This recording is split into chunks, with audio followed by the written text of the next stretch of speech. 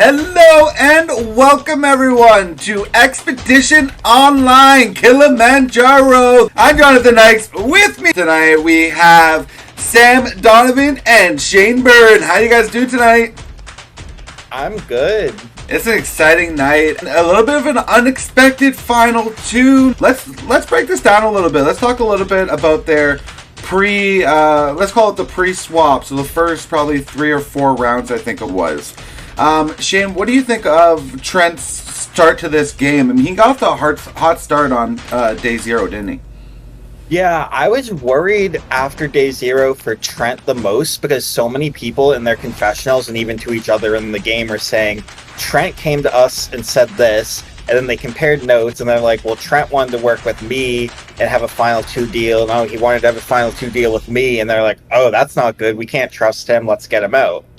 He happened to just slip under the radar, though. I think he might have had the knowledge that he went a little too hard and pulled it way back, which he could have had a trajectory like Will from Season 2, where Will got off to a rocky start on day 0 and didn't realize that, and then it cost him. Trent one-upped Will a little bit, and he realized his rocky start, pulled way back, slid under the radar, and I think he was deliberate in everything he did, especially pre-swap. Yeah, he was really well thought out, and Sam, he seemed to be in a really good spot in that original party. He had built some trust with the right people, and by the time we got to the swap, everyone on that party seemed to be wanting to work with Trent in one way or another. Yeah, he had his ins with many people, and it also helped once they swapped. They were exempt for 2 straight crossroads, so yeah. He was exempt there, and then was a key part in the Jon Snow vote, which was their final vote before the rendezvous. So he had a strong position in that swap party, and just kept that he lowered his target level after coming off to that hot start, and I think that's really where he started to find that groove that we started seeing, go on an upward trajectory. Right, great point. Yeah, and then when we're looking at Sneha's game, as far as day 0 goes, I thought she got off to a really good start. Her name wasn't really popping up too much, which is a good thing, but also I thought she was making some really good relationships there as well. What do you think, Shane? Yeah, I agree with you. I think one of her strengths coming into this game was her social game.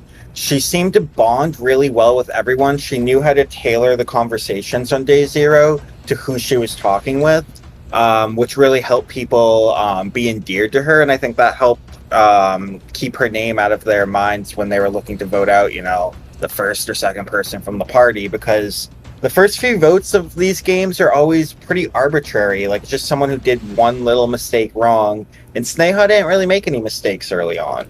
Yeah. She just the middle ground game. Right, and her pre-swap game, took her right into the swap where she ends up in the numbers. Sam, and it really, from the outside, kind of seemed like she was in a really good spot, kind of in the middle of Jordan and Robin, and then you had Danielle and Arliana. She seemed to have a good relationships with both pairs, while not kind of being tied into either one. Yeah, she was playing the middle like a champion. It got her here, and listen to those names you just said. Arliana and Danielle, 2 very outspoken, strong people who were targeted kind of from the beginning. On the other side, Jordan, who turned into a challenge beast, and Robin, who clearly was just an epic player this whole season. She surrounded herself, she almost did the meat shield strategy, She surrounded herself with people that would want to be voted out before her and rode that all the way to the end, which is intelligent gameplay. She did it all right. Absolutely, and then we get to the rendezvous, and this is where Sneha loses a little bit of the control that she's had, as after the first vote where the former Kibo tribe is able to kind of take control, she loses one of her main allies in Arliana. Shane, it's hard to fault someone when people you trust turn on you for, they had the numbers, they were comfortable for almost what seems like no reason, although I'm sure Robin and Jordan did have their reasons, valid ones. Right. I think in this case, it was Robin and Jordan seeing a better path for themselves to winning the game as opposed to anything that Sneha did wrong. Yeah. It was really in their self-interest, not Sneha losing their alliance, for instance. So I think although, she kind of got relegated to the bottom, it wasn't so much her doing necessarily. Yeah, and I mean, at the same time, we have Trent, who is very quietly, Sam, finding himself in the majority alliance on, I think, every single vote, which was quite impressive considering he came in on the bottom.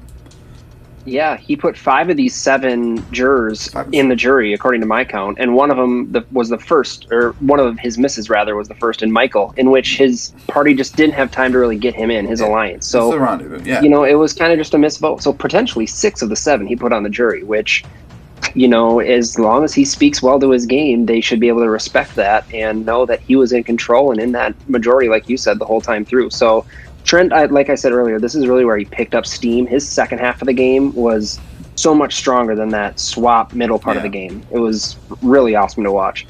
Absolutely. Yeah, and one thing to note at that rendezvous vote was the exemption challenge, that epic memory duel between Jordan and Trent, where Trent just lost out, but if I were the other players, I would have said this guy's going to be a huge threat in terms of challenges, but also memory is a skill that, if you remember what people are telling you and who says what, that's going to help you navigate to the end. And it did help him navigate to the end.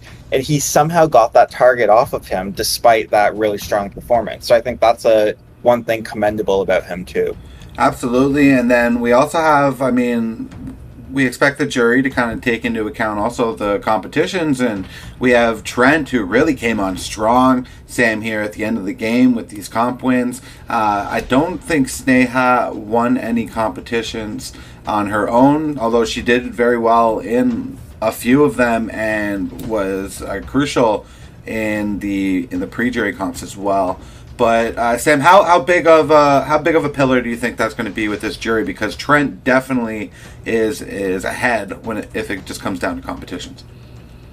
Yeah, if it comes to competitions, it's obviously Trent. He gets that vote. He won the crucial Final 5 one where they had the Carl and Robin head-to-head battle, and Trent was able to then kind of take control of that vote and swing people certain ways. Although Sneha did end up being the swing vote on that one, and then he won the final. So that's big, but this is a very social cast, I feel like, and Sneha's social game. She had Lainey play a compass for her, and you have to be such a good player to have somebody else burn their get out of jail free card for you. So that's a huge point to Sneha's game, and I'm really hoping she can point that out during the final ascent here.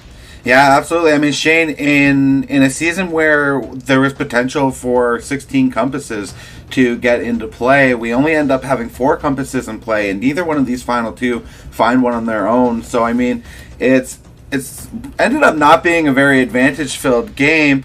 But what are your thoughts on Sneha getting the compass played on her? And do you think how relevant do you think that's going to be within the jury? In terms of relevance, I think it's really depends on how she argues her point, because I can see a side where it's like, well, it's not really relevant. She didn't tell Lainey to do that. It was Carl who told Lainey to do that. So from looking from the outside, I view that as Carl's move. But if Sneha can articulate to the jury that was a social play, that her social bonds and her social standing caused Lainey to want to sacrifice her potential safety in the game for Sneha, I think that could become relevant and a big resume point. But again, it really depends on Sneha's delivery and how she articulates that. Yeah, absolutely. I think this is the type battle where it could really go either way. Do you guys want to make any kind of prediction? Who we got as the favorite going into the final ascent? I'm not going to say there's a favorite because I'm going to predict a 4-3 vote. Okay. I'm going to give the slight edge to Trent, though. Sam? Yeah, I think Trent has the slight upper hand coming in. Their games were kind of similar. Neither of them, really broke ahead of the other. So I too think a 4-3 split, and Trent has the upper hand, but this easily could go to either player. This is a total toss-up.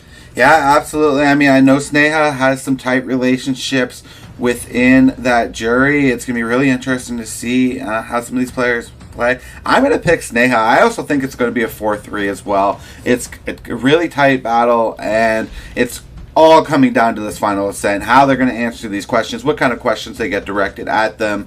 It's going to be fun to see how they manage this, because this is it. Whoever gets the most votes at the end of the final ascent will be the ultimate explorer and the winner of our first peak of the Summit Series, Kilimanjaro. So for Sam Donovan and Shane Byrne, see you guys next time. Peace.